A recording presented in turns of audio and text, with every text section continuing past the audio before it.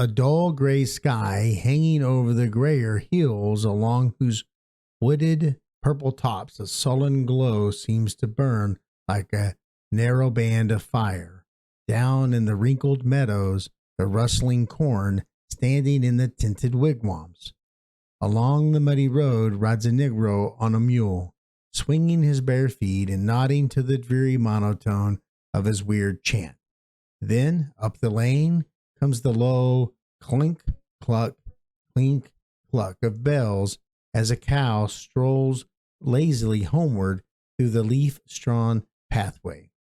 Cold and lifeless seem the watery fields. Even the smoke from the mud-thatched cabins struggles in a feeble protest as the playful wind blows it in the gray, misty wraiths against the leaden sky. Suddenly, the low, heavy tread of marching feet falls on the listening air, and out from the flame-tinted forest comes a line of faded blue, shoulder to shoulder. The flash of the bayonets seems a long sword of quivering light, cutting across the dull golden brown of the underbrush.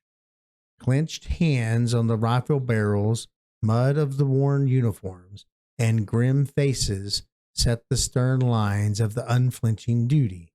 Up the rocky hill, then at the command the line divides, and narrow lane shows between the two human walls. Slowly, before the downcast eyes, passes a wagon in which lies a long pine coffin, and on its lid sits the deserter.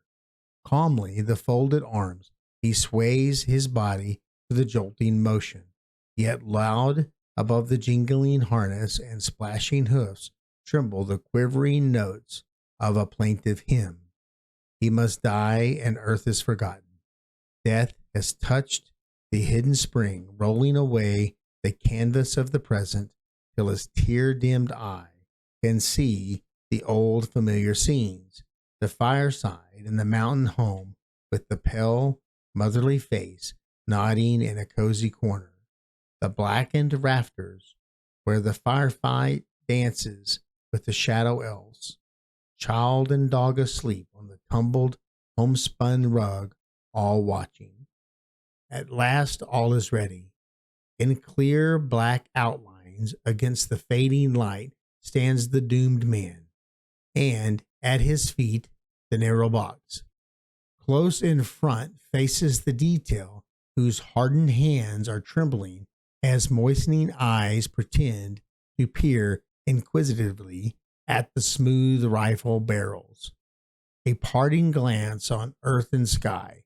Make ready! 20 guns sprung to 20 waiting soldiers. Aim, fire, a sharp rattle from 20 rifles, a straggling line of smoke and flame, a low moan from a figure that staggers for an instant, then pitches forward on the sodden earth, dead.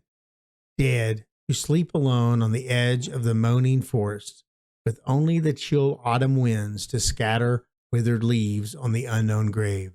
Broken hearts upon the mountain waiting, down in the dimpled valley, the matted grass grows long and damp over the sunken grave of the deserter.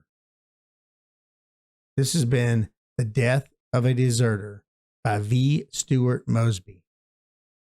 Published in Short Stories, a magazine of fact and fiction, Volume 13, 1893. Narrated by Conan Stewart for Tales Reawakened on YouTube.